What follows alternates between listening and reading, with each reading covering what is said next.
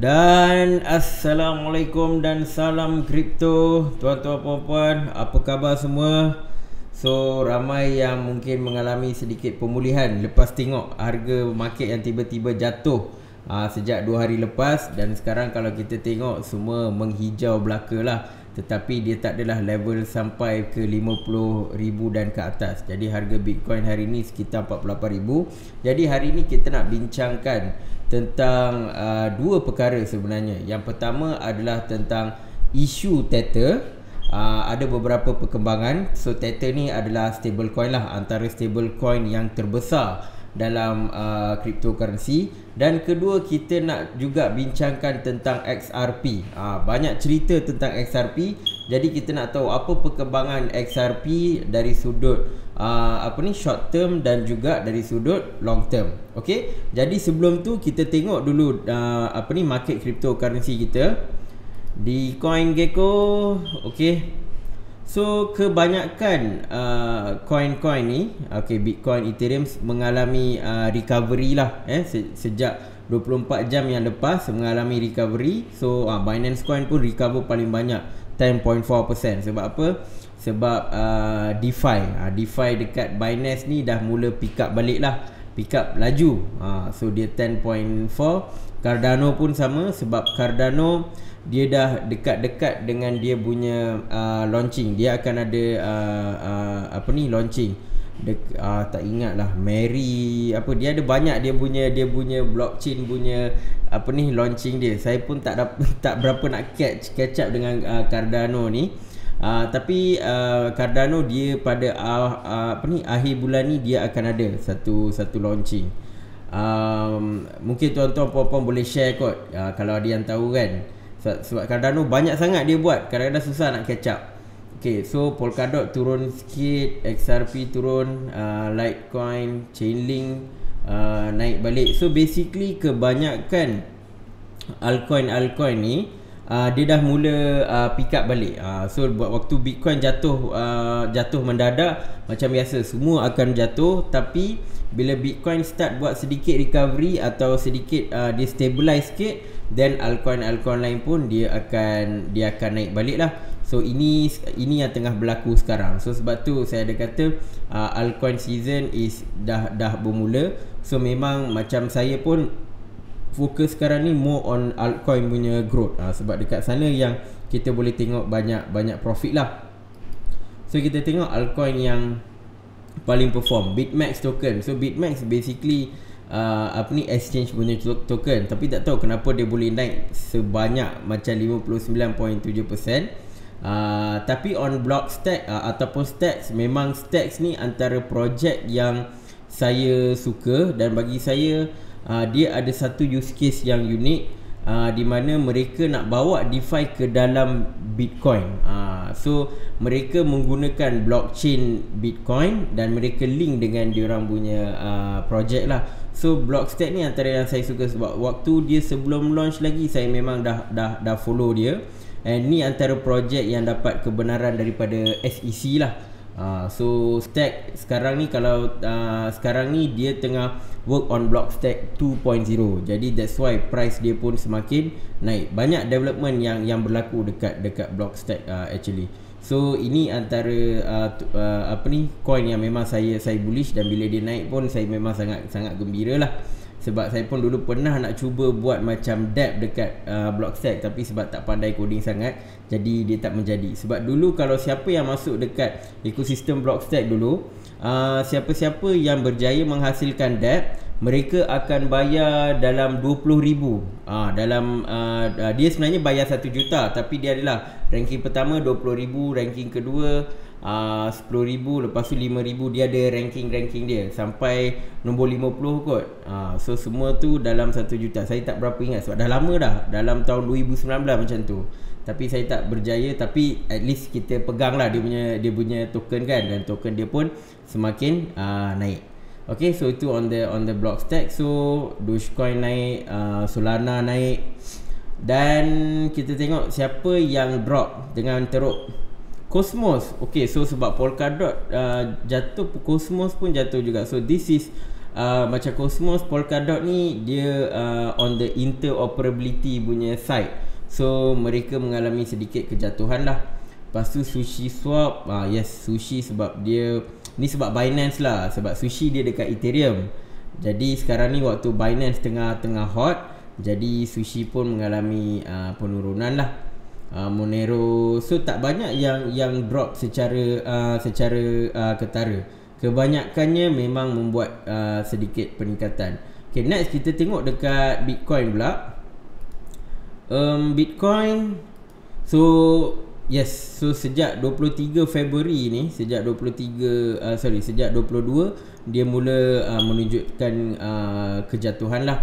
So kalau kita tengok dekat sini, ini adalah 24 Februari, iaitu sekarang adalah waktu yang sangat critical, sangat critical. Ini on a daily chart lah. So di mana kalau kita tengok dekat sekarang ni, nampak tak dia macam bentuk T, dia 50-50, pertembungan yang sangat dahsyat lah di antara buyer dan juga seller. Sebab buyer ataupun bull, diorang tak nak bawa rendah lagi. Diorang cuba nak fight. Diorang cuba nak fight, nak bawa dia tutup dekat atas lah.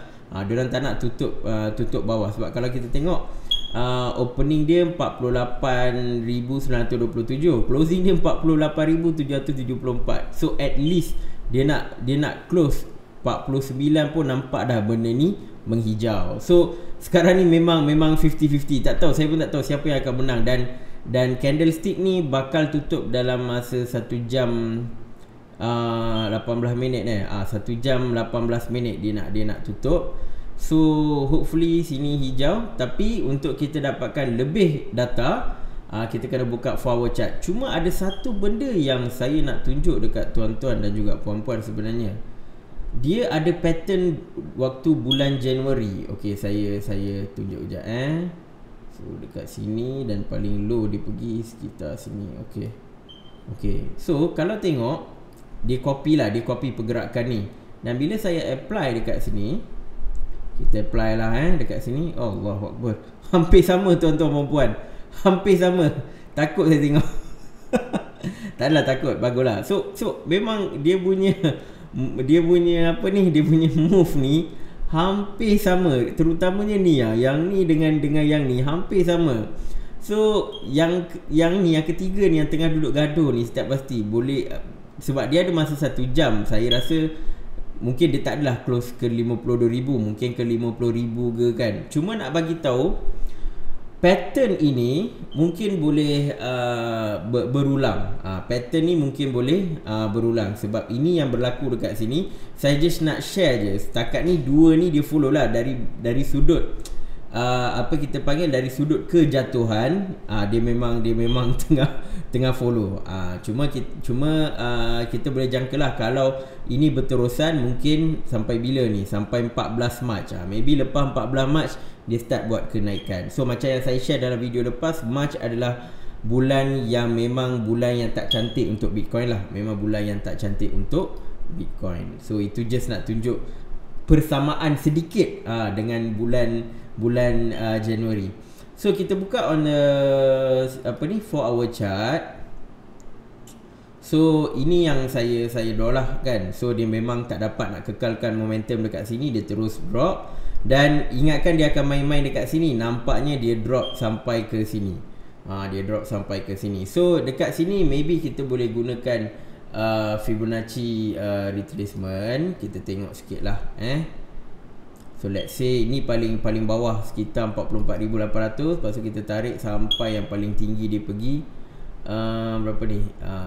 58k So kalau tuan-tuan puan-puan dapat tengok di sini, dia dah turun ke sini. Bila dia naik balik, dia betul-betul resistance dia dekat ni, dekat line 0.5. Dekat line 0.6. 0.6. Ni kosong, bawah ni 0.236. Which is dia punya previous resistance lah. Waktu dia jatuh tu, dia ada cuba nak break balik dekat sini 0.236 ni. Lepas tu dia turun dekat 0.382. tak ada dekat 0.382 ni dia punya resistance. Dia cuba dekat sini fight kalah lepas tu dia terus drop kan, ni yang kosong yang kita letak lah. So dia pun buat kebangkitan balik dekat dia tengah hold lah between 0.618 dengan 0.5 ni. So dia cuba hold, so hopefully dia boleh break atas 0.5 balik ke kan, then at least okay lah. Tapi saya rasa mungkin agak payah sebab sebelum ni dia cuba nak break yang ni, yang dekat 0.236 ni, sekitar harga 55k, tapi tak berjaya. Jadi dia turun bawah. Cuma dekat sini dia dapat satu support level yang bagus lah dekat harga 45k.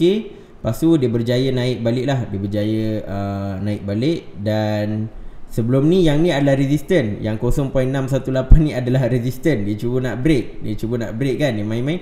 Akhirnya dia berjaya break. Cuma sekarang the next date ni adalah 0.5, which is dekat 51k. Dekat 51k ni dia cuba nak break, tapi dia gagal. Kita tengok sejak 12 jam yang lepas lah, sejak 12 jam yang lepas dia gagal dan dia tengah turun balik. So jangan terkejut, mungkin dia akan turun balik. Mungkin bulls atau buyers dah penat nak cuba naikkan, dia sekarang tengah turun. Nampak tak, bawah ni pun volume pun warna merah, maksudnya seller 3 kali berturut-turut dia menang. Sejak 12 jam ni memang seller yang menang lah. So most likely dia mungkin akan turun ke bawah. Jadi macam saya adalah letak buy order dekat sini 38k ke 34k ke, in case dia pergi sini, dia touch, lepas tu dia naik balik, memang boleh dapat profit yang lebih tinggi lah. So ini antara line yang saya letak. Kalau dia pergi, then dia akan fill the buy order. Kalau tak pergi pun tak apa, tak ada masalah. Okay, so ini adalah pergerakan short term. So kita tengok esok lusa macam mana. Ada tak any new pattern yang mungkin akan terbentuk, sebab sekarang ni memang dia main-main dekat sini dan dia dah lose dia punya momentum dan dia tengah jatuh bawah lah. So tak pasti, maybe dia boleh pergi sampai 38k or somewhere dekat 42k. Dia boleh pergi dekat 42k juga sebab sini 42k. So 42k ni sebab dia ada dia pernah ada support somewhere sini. So yang tu adalah 42k.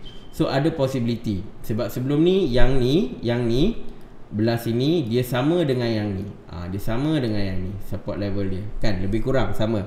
So kalau dia mungkin nak test balik, contoh yang ni kalau dia jatuh, dia maybe akan test, dia jatuh sampai sini lah.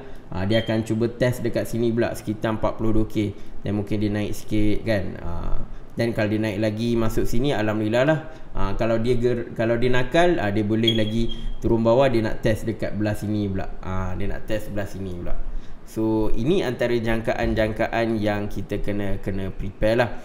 Sebab memang untuk bulan March dan terutamanya mulai sekarang, saya agak bearish sedikit dengan Bitcoin, memandangkan memang bulan March selalunya merah. So expectation saya adalah dia turun, dan mungkin waktu March ni adalah waktu nak buat pembelian dah. So kalau dia turun 38-34k memang jackpot lah kan, sebelum dia naik balik. Macam tu. Sebab kalau tengok pun, kalau kita calculate dari sudut penurunan, okay, kalau dia turun kan, so let's say 58k, kalau dia turun sampai sini, ini dah 34, dekat 30% lah, 30%. So kalau dia turun kat sini, kita dapat beli kan, contoh kan. So bila dia naik balik, dah consider untung 30% lah. Kalau dia naik balik ke harga 8k or maybe dia pergi 60k, so untung 30%. So antara untung yang besar lah. Okay, so ini basically for the Bitcoin buat masa short term. So kita perlukan lebih banyak confirmation. Cuma saya dah letakkan sedikit jangkaan, ada tak dia akan pergi dekat sini semua tu kan. So kita dah letak lah. So hopefully dalam 2 hari ni kita akan dapat satu confirmation. Ini yang saya sangat tunggu-tunggu ni, apa akan jadi ni, sebab pertemuan yang kuat antara buyer dengan seller. Dan sebelum pergi Ethereum, saya nak tunjuk sedikit apa yang tengah berlaku. So ramai mungkin tertanya-tanya, kenapa harga Bitcoin jatuh kan? Kenapa harga Bitcoin jatuh? So kalau kita tengok dekat sini, ini basically ini adalah on-chain analysis pergerakan Bitcoin ke dalam exchange. Banyak pelombong-pelombong ataupun miners ni, dia dah start jual. Dia dah start jual balik secara besar-besaran lah. Yang warna putih ni, graf macam putih ni adalah harga Bitcoin. So kiri ni adalah harga Bitcoin lah. Yang warna biru ni adalah jualan ataupun kemasukan Bitcoin daripada pelombong miners ni, dia masukkan ke dalam exchange. So kalau tuan-tuan puan-puan tengok dekat sini, semakin tinggi harga Bitcoin, makin galak dia orang menjual Bitcoin dia. Ini maksudnya indeks ni dalam bentuk unit Bitcoin. Dia so macam ni kan, dia jual dalam 3,000, okeylah, dekat 3,500 Bitcoin sehari. 3,500 Bitcoin masuk ke dalam exchange. Begitu. So kalau dia pergi dekat range setakat 1,000 lebih kan, setakat 1,000 lebih atau dalam bawah 2,000 okey lagi. Ni pun 2,000 pun kira kalau dah pergi 2,000 dia boleh push the price down juga. Tapi dia macam kalau dia main-main dekat 1,000, okey. Maksudnya 1,000 tu consider normal lah kan. Jadi buyer, bila makin ramai buyer yang masuk dengan nilai 1,000 yang masuk ke dalam exchange, dia akan push the price up. Tapi kalau ada lambakan Bitcoin macam ni, contoh tiba-tiba ni paling banyak ni sejak sebulan yang lepas, yang recently ni banyak Bitcoin yang dimasukkan ke dalam exchange, dan sebab tu harga dia jatuh sedikit lah. Sebab tu harga dia jatuh sedikit. So ini dia tunjuk sampai last dia harga tinggi. So minus ni maybe dia tak nak dia pergi dekat 60k, jadi dekat 56k dia nak ambil profit. Jadi dia pun pump banyak Bitcoin dan dia menyebabkan harga tu jatuh. Nanti bila harga dia naik balik, mungkin nak pergi 70k, dia orang jual balik. Contoh lah. So macam dekat sini pun kalau kita tengok dekat harga mana ni? Harga dekat 48k, buat kerja nakal. Jual Bitcoin banyak-banyak. Lepas tu dia push sikit harga bawah tu kan. Lepas tu dekat 58k pun dia orang buat benda sama juga. Dia orang buat benda sama juga. Ni pun tengok kalau dekat ni berapa ni? Ni tak nakal sangat lah. Ini dekat harga 32k, dia orang jual. Lepas tu harga sorry bukan. Dia jual dekat yang 32k ni, tapi dia jual waktu harga Bitcoin tu dekat 40k. Sorry. Nampak tak? Dekat 40k dia pergi jual. Yang ni dekat 50k dia pergi jual. Ini dekat 60k dia pergi jual. Jadi kita kena expect lah lepas ni, bila mana dia nak dapatkan satu nombor yang genap. Contoh lepas ni lah, lepas ni kan, dia nak pergi ke 70k. Jadi prepare.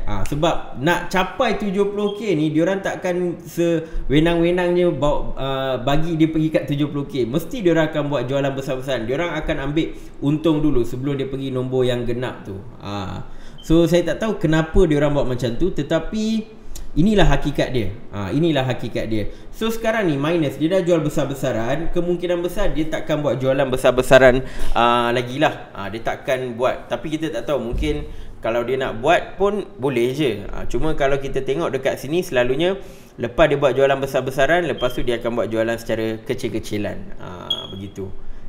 So itu yang saya nak tunjukkan, so that tuan-tuan puan-puan faham kenapa dia jatuh. Sebab miners memang setiap hari jual Bitcoin.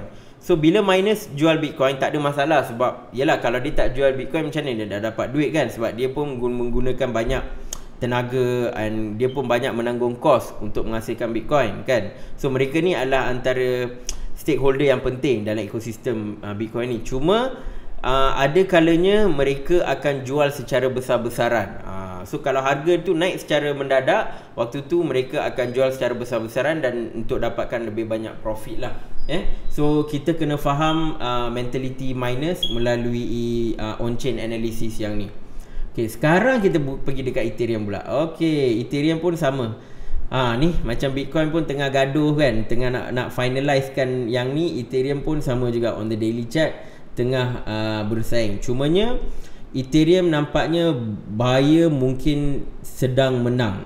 Buyers nampaknya sedang menang. So berbanding Bitcoin, Ethereum nampak sedikit bullish sebab semalam pun saya tengok pergerakan keluar ETH dari exchange tu lebih tinggi. Maksudnya Bitcoin punya supply lebih tinggi, Ethereum punya supply lebih rendah dekat exchange. Jadi buying pressure untuk Ethereum sekarang ni adalah lebih tinggi. Itu je beza. Tapi dari sudut pergerakan carta ni, Ethereum masih lagi mengikut Bitcoin. Cuma yang bagusnya Ethereum, macam Bitcoin, dia dah keluar dah dari sini, dia sampai sini. Ethereum dia masih dekat sini. Dia masih dekat line parallel yang kita buat ni. Dia masih dekat sini. So hopefully dia dapat buat kenaikan lah. Dia hopefully dia dapat buat satu kenaikan. And then even kalau dekat Ethereum ni pun okay, kalau kita buat Fibonacci retracement kan. So let's say ni harga tertinggi dia. Sorry, mana? Ni kan harga terendah dia. Dan kita pergi sampai harga tertinggi dia. Okay, so kalau tuan-tuan puan-puan tengok, let's say dari sini ke sini. So dekat 50% ni adalah dia punya resistance dia. Resistance dia. So sebelum ni bila dia turun somewhere dekat 38.2% ni, 0.382 ni lah kan. Dia cuba nak break, tapi dia kalah, dia jatuh sampai bawah ni kan. Lepas tu dia naik balik 50% ni. So pergerakan dia 50-50, tapi nampaknya dia ke bawah balik lah. Cuma dia dekat 78.6% ni, dekat sini dia maybe touch ni, maybe dia tengah buat kenaikan, ataupun maybe dia kalah. Ni dah jadi merah balik. Maybe dia kalah dan dia mungkin akan pergi lagi bawah lah. So ada possibility untuk Ethereum juga. Tapi based on chain supply ETH dekat exchange ni lebih rendah lah. So hopefully Ethereum dapat buat sedikit recovery yang lebih laju daripada Bitcoin. Tapi exchange, walaupun dia kurang dari exchange, benda itu tidak memadai. Sebab isu yang Ethereum hadapi sekarang ni pun ialah dengan gas fee yang tinggi dan dengan Binance yang semakin rancak. Dia mungkin kekurangan. Macam newbies yang masuk Ethereum ni, maybe dia beli Ethereum tapi tak guna, dia simpan je. Tak banyak yang gunakan Ethereum untuk DeFi sebab dia akan potong dekat transaction fee, So ini antara benda yang bagi Ethereum slow down lah. Tapi kita tengok macam mana dalam 2-3 bulan ni, kalau ada any update dekat protokol Ethereum, dan dia mungkin akan naik balik. So itu on the Ethereum lah. So saya nak tunjuk juga, sebab sekarang ni kita dalam musim altcoin, saya nak tunjuk ini adalah market cap untuk altcoin. So bila Bitcoin jatuh, altcoin yang lain semua ikut jatuh jugalah. Ikut jatuh juga untuk minggu ni. Dan kita nak tengok, okay, saya nak bawa, okay, ini pada tahun 2017, something macam ni, dan dia jatuh, dia pergi all time high, dia jatuh. So apa yang saya nak tunjuk sebenarnya, dia start dari sini. Dia start dari 2014. So di mana dia ada all time high dia untuk altcoin. Ni altcoin 2014 ni, sebelum Ethereum ni semua wujud lah. Waktu tu Peercoin lah, banyak coin, nama semua coin-coin, Mooncoin, apa semua coin lah. Dan kebanyakan altcoin waktu 2014 ni ramai yang dah mati. So dia pergi ke bawah kan, maksudnya dia makin kurang dominance dia terhadap Bitcoin lah. Dia semakin ke bawah, lepas tu dia break. Dia pergi atas sampai tahun 2000 ni lah, 2017, sampai 2017 dia break. So pattern yang tu juga sedang terbentuk. Sejak 2018 ni dia membentuk pattern tersebut. Dia membentuk macam bentuk segitiga kan. So inilah dia yang dia punya, kita panggil support dia lah. Dan semenjak bulan Ogos 2020. Ini waktu DeFi naik. So DeFi adalah antara faktor utama yang menyebabkan altcoin punya season semakin mengukuh, kan? Okay, so ini adalah fasa DeFi sekitar Julai sampai Ogos. Lepas tu September ni sebenarnya dia dah start slow down dah sikit.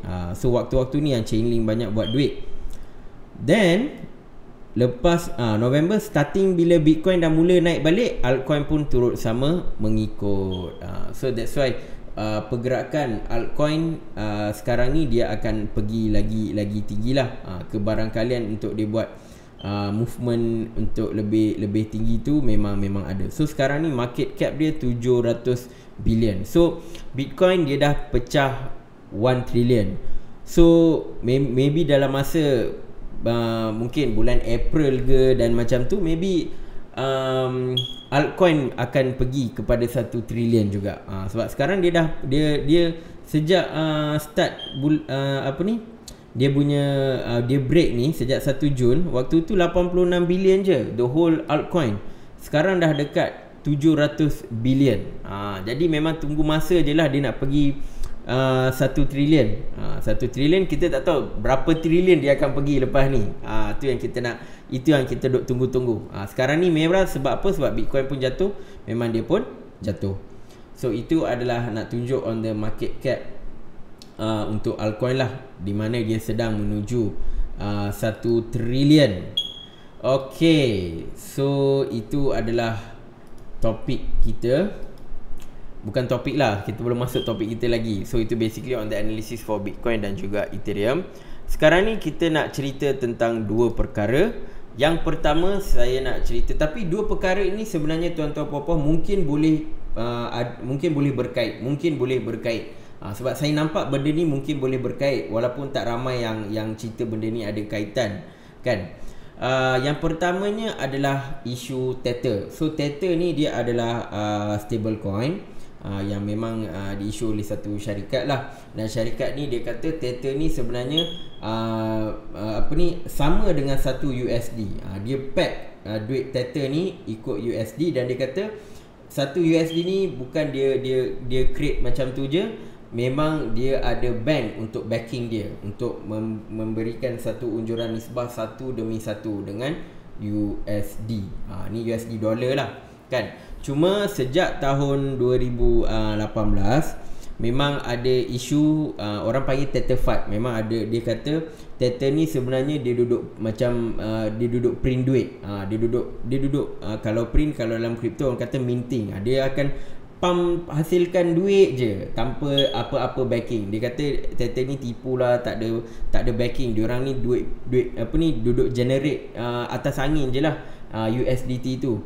So ramai yang sebenarnya memang USDT diperdagangkan secara meluas dekat Binance, dekat banyak exchange memang menggunakan USDT. Dan ramai yang kata what happen kalau USDT tiba-tiba mati.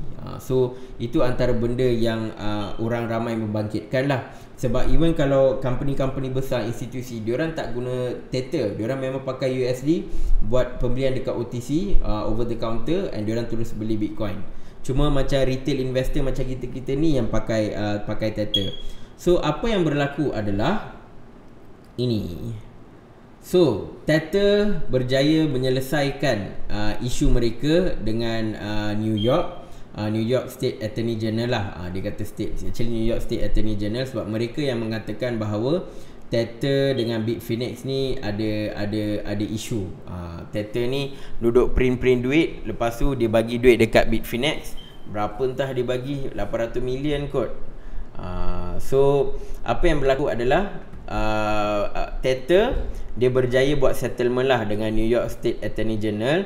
So dia bayar dalam so isu ni berlaku 2.5 tahun 2 dan 2.5 page. Jadi dia hantar laporan 2.5 juta muka surat. Saya tak dapat bayangkan 2.5 juta ni tinggi mana ke, tinggi satu floor, dua floor. Saya tak dapat nak bayang macam mana laporan 2.5 juta. Saya tak pernah tengok. Mungkin tuan-tuan puan-puan yang kerja lawyer ke mungkin pernah tengok, tapi 2.5 juta laporan memang saya tak dapat nak bayang lah. Tapi itulah dia share dekat 2.5 page. Mungkin dia share ni kot dekat online kot.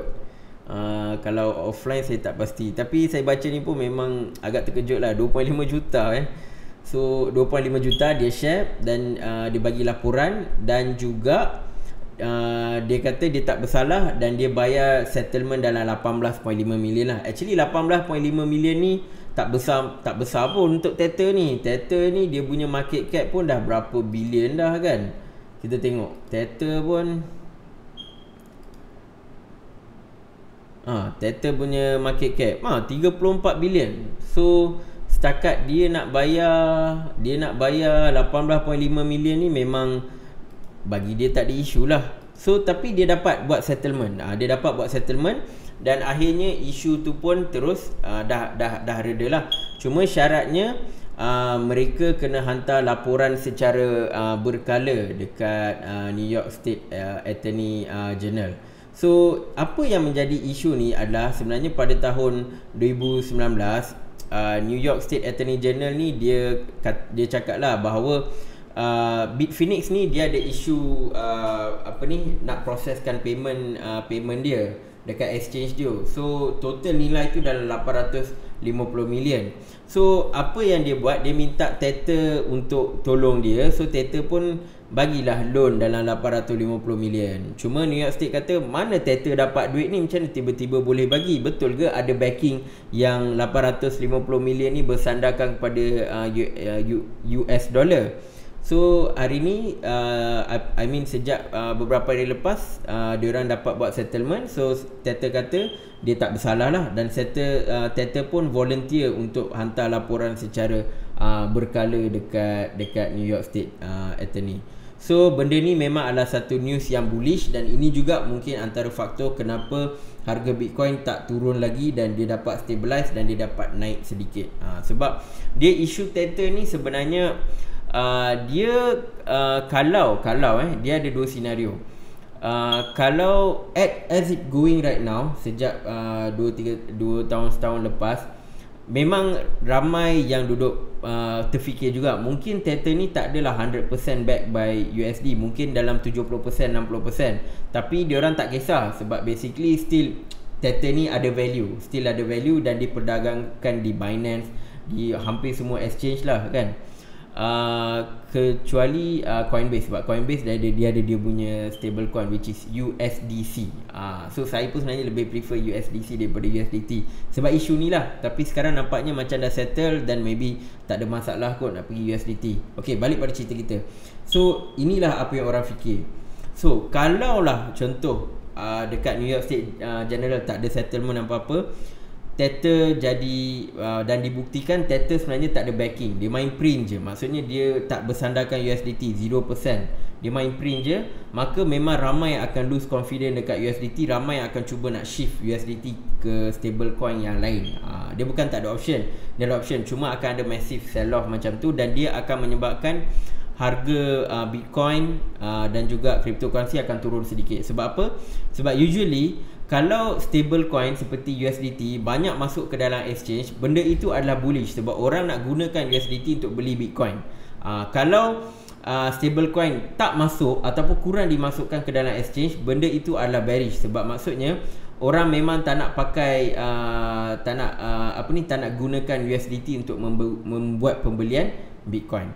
So sekarang ni bila dah keluar news macam ni, perkara ini adalah satu yang bullish lah. Cuma kalau even Tether ada masalah 0% apa, dia tak adalah bawa isu long term sebab institution investor diorang tak pakai Tether, diorang terus beli pakai dekat OTC je, pakai memang duit USD. So dia takkan bagi efek yang besar-besar lah.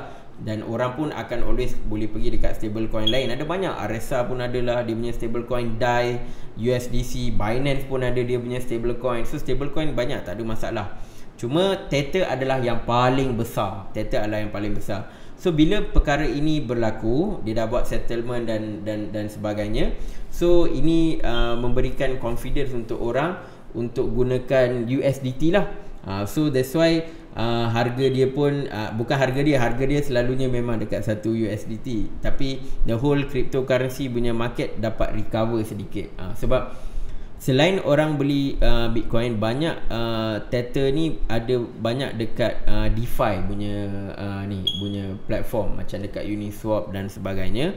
So sebab tu antara sebab altcoin dapat naik jugalah, sebab kawan kita ni Tether. Okay, dan next kita kena tengok ni. Kejap saya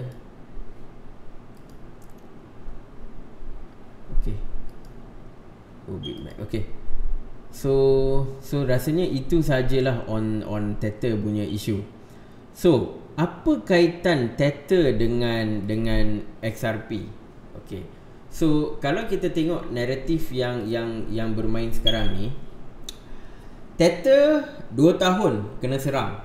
Ibaratnya bila New York State Attorney General serang dia, ibaratnya government of US lah kan, pihak berkuasa US 2 tahun serang Tether. Serang, lalas ada settlement, dan sekarang okey lah, Tether pun dah boleh pergi, asalkan dia hantar report secara berkala, then shouldn't be an issue untuk Tether. So perkara ini juga boleh berlaku kepada XRP. Di sinilah kita kata adanya sinar harapan untuk XRP, sebab kita tengok XRP ni, dia betul saya ada kata berhati-hati dengan XRP dan sebagainya, sebab ini adalah fakta bahawa mereka telah diserang oleh SEC.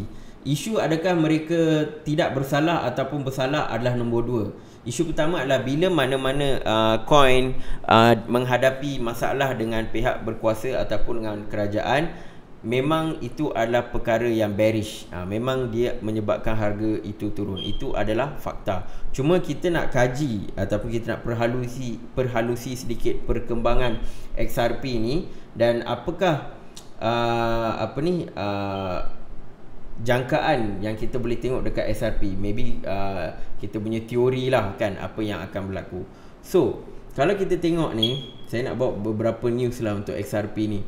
First thing first, yang menyebabkan harga XRP jatuh ni adalah MoneyGram. So MoneyGram ni basically dia adalah partner dengan Ripple. So MoneyGram ni antara dia macam macam Western Union. So MoneyGram pun kira besar jugalah.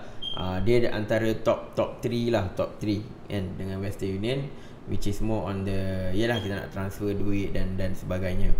So MoneyGram dia put on hold dulu dia punya partnership dengan Ripple, dan saya jangkakan maybe of course bank apa semua memang akan put on hold on the partnership dengan Ripple lah, sebab Ripple punya kekuatan selama ni dia dapat kekal dekat nombor 3 kan for so long time adalah sebab partnership. Dia teknologi apa semua tu, they have the technology semua, tapi dia taklah macam Bitcoin ataupun Ethereum, tapi dia ada partnership dengan syarikat-syarikat yang besar. So sebelum syarikat-syarikat datang partner dengan beli Bitcoin ke Ethereum kan, actually Ripple yang pertama yang berjaya masuk ke dalam syarikat-syarikat besar. Dia secure partnership apa semua sebab XRP ni backing dia adalah Ripple company kan. So Ripple yang start dulu. Jadi itu adalah antara bagi saya jasa yang Ripple ataupun XRP buat dalam cryptocurrency punya space lah. Sebab dia punya use case dia senang kata, nak buat money transfer apa semua, kadar dia sangat murah. Sebab macam kalau kita tengok Ethereum, Bitcoin, dia punya transaction fee tu tinggi, tapi kalau Ripple memang rendah. Even kalau tuan-tuan dekat Luno kan, dekat Luno kalau kita buat trading pakai XRP, dia punya fee rendah aja, berapa sen je pun kan untuk XRP. Jadi ini adalah antara bagi saya jasa yang memang XRP bawa lah dalam industri cryptocurrency. So sekarang ni dia lose on the MoneyGram sebab XRP kan dia more on payment transfer dan sebagainya. Dia memang fokus dia adalah on the payment, dan MoneyGram punya partnership memang dapat betul-betul solidify dia lah. So sekarang sebab SEC serang dia, MoneyGram pun pull out. Tetapi ada beberapa perkara yang SEC Ripple duduk tanya SEC juga, dan benda ni pun kita kena fikir juga. So sebelum tu kita tengok dululah. So Ripple SEC say settlement unlikely before trial over alleged security violation. So macam USDT tadi, dia dah berjaya buat settlement. Dia dah berjaya buat settlement dengan pihak New York lah. Tapi dekat sini pula isu dia Ripple dengan SEC, dia kata settlement is unlikely. Tapi saya rasa kemungkinan settlement tu akan berlaku. Cuma sekarang ni ialah baru lagi, hot lagi kan.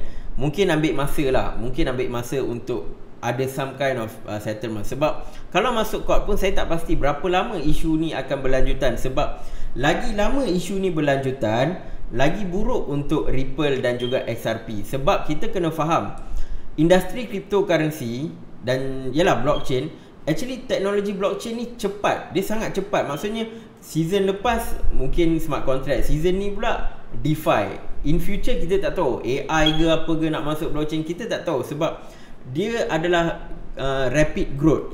Jadi kalau Ripple stuck dekat sini, dia punya isu dengan SEC kan, lagi lama dia stuck, lagi dia akan ketinggalan. Sebab Ripple pun sebelum SEC serang dia pada akhir tahun lepas, dia berjaya create yang Flare Network. Dia nak buat airdrop Flare Network dan sebagainya. Dia berjaya push harga Ripple. And bila let's say kalau Flare Network tu, let's say lah kalau tak ada isu ni, Ripple buat based on dia punya schedule, Flare Network diperkenalkan kan, dia pun dapat masuk DeFi, memang valuation untuk Ripple, Ripple dan juga XRP, even XRP punya price pun memang akan naik.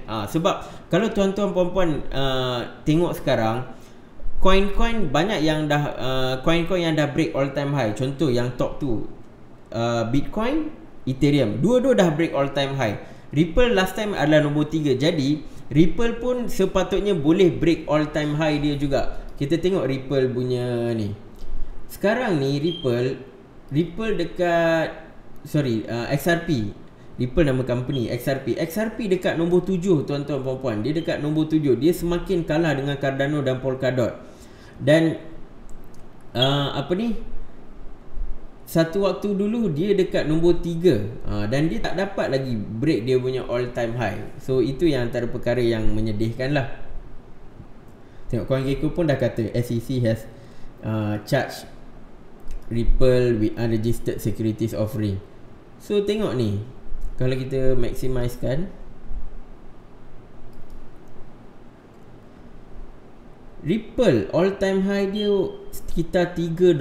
Sekitar $3 tuan-tuan puan-puan. Dan kalau kita tengok perjalanan Ripple ni, waktu bulan Disember ni, dia memang dah pergi 60 sen kan. Waktu ni jugalah Bitcoin dah nak pergi break dia punya all time high.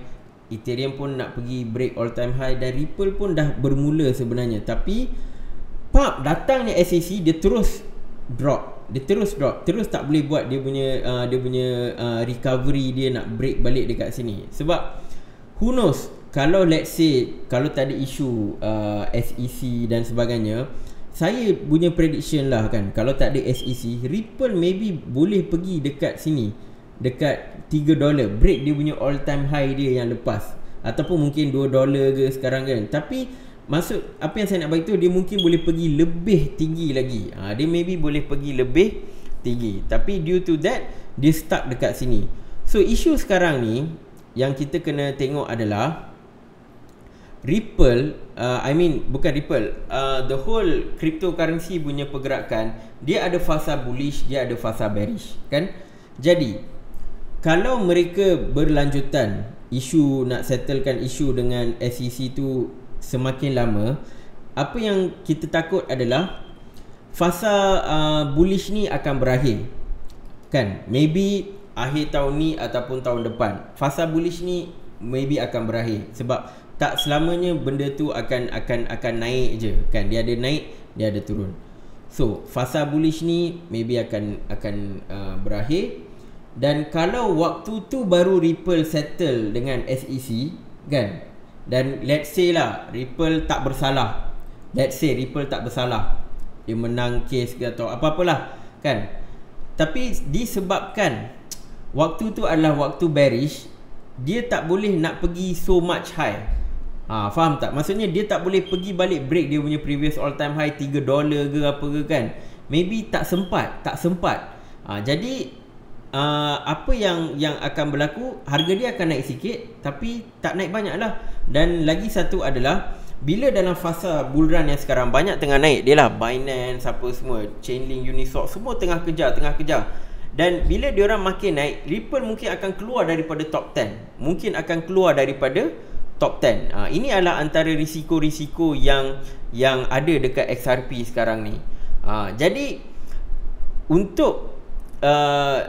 untuk kebaikan XRP lah, kalau Ripple dan juga SEC dapat settlekan isu mereka, kan, tak kisahlah nak fight dekat court ke, nak buat settle dekat luar ke, kalau settlement itu dapat dilakukan, kan, sebelum bull run ni habis, then Ripple sempat lagi nak catch up. Selagi bull run ni tak habis dan Ripple dapat selesaikan isu dia boleh catch up. So apa yang kita nak tengok adalah tarikh keramat Ogos 16 ni. Ogos 16 sebab apa? Sebab ni dia kata, the initial between defendant prosecutor judge will be held on February 22. SEC aims to file a first amendment complaint by February 19. Okey, dah berlaku dah. With the discovery period now set to be complete by August 16. So ini dia banyak dia punya legal term lah, kan. Saya pun tak adalah, saya bukan lawyer nak huraikan dia punya legal term, tapi apa yang saya nampak, Ripple nak cuba bagi mahkamah drop kan kes terhadap dia. So by 16 Ogos, so lawyer dia semua tengah bekerja keras lah, so that kes ni tidak valid di mahkamah. So by 16 Ogos by Ogos ni diorang nak cuba nak settlekan. Jadi Ogos adalah antara bulan yang sangat penting untuk Ripple dan juga XRP.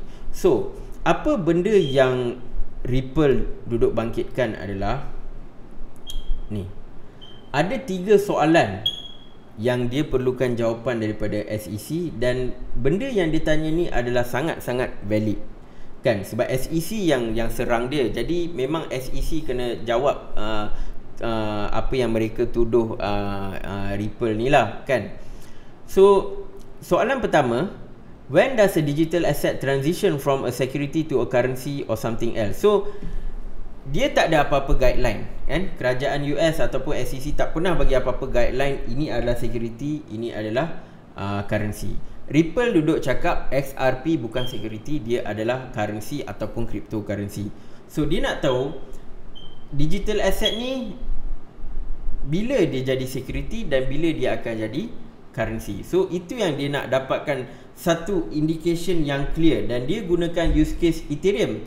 Sebab dia kata kalau pelancaran ICO ataupun initial coin offering adalah security, jadi dia kata Ethereum pun patut dimasukkan dalam security, sebab Ethereum pun dia ada buat ICO juga. Kenapa Ethereum tak dikenakan sebagai security, you panggil currency, tapi kita orang XRP bila buat ICO, you guys cakap kita ni security. Jadi ada sedikit ketidakadilan di situ, yang mana XRP nak jawapan daripada SEC. So benda ni memang SEC kena jawab, sebab betul lah, saya pun tak clear juga. Betul juga, Ethereum pun buat ICO, Ripple pun buat ICO. Jadi apa beza? Maybe in terms of Ethereum dia adalah foundation, tapi in terms of XRP dia adalah company. Saya rasa itu beza, sebab dia company buat, jadi dia masuk on the security, tapi sebab Ethereum dia adalah foundation, jadi dia masuk bawah currency lah. Mungkin itulah kot,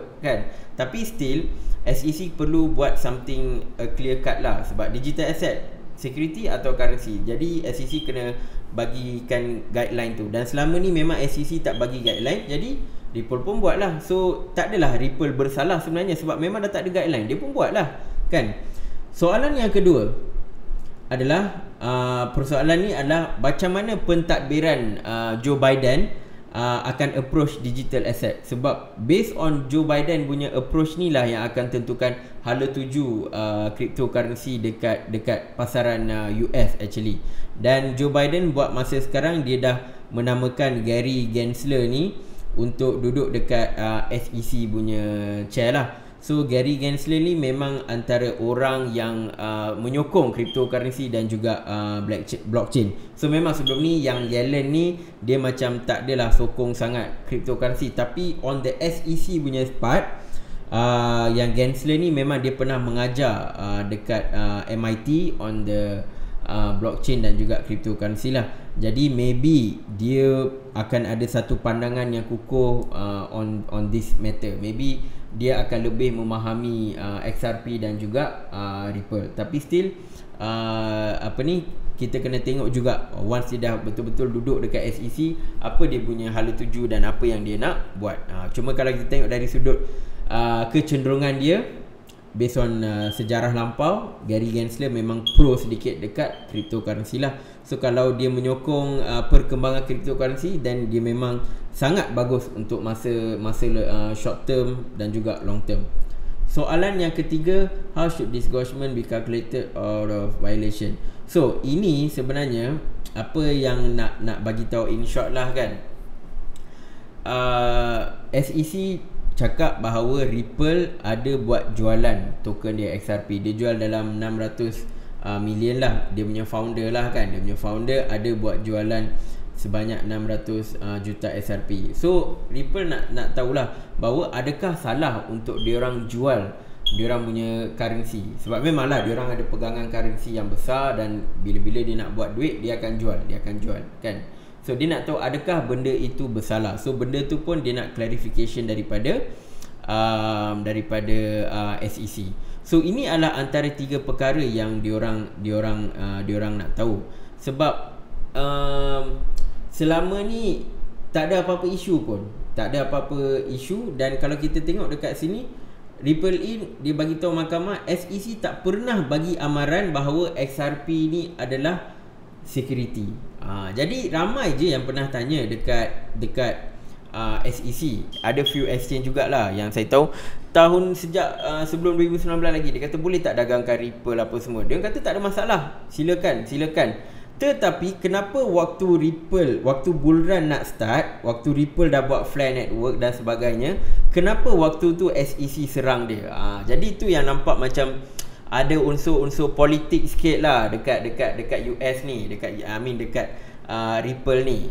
So ini antara benda yang Ripple bangkitkan. Sebab ini adalah memang strong reason. Kalau dia kata kalau dah tahu kita ni security, kenapa awal-awal tak bagi tahu? Kenapa tiba-tiba sekarang, waktu dia dah nak buat Flare Network apa, kenapa tiba-tiba tahun 20 nak pergi 2021 baru serang? Waktu Trump dah kalah ni kan, baru nak serang. Kenapa buat benda tu? So ini antara benda-benda yang Ripple bangkitkan. So that's why saya pun nak share dengan tuan-tuan puan-puan, sebab saya faham ramai juga antara kita yang memegang Ripple XRP, ramai yang risau, ramai yang tak tahu apa yang nak jadi apa semuanya kan.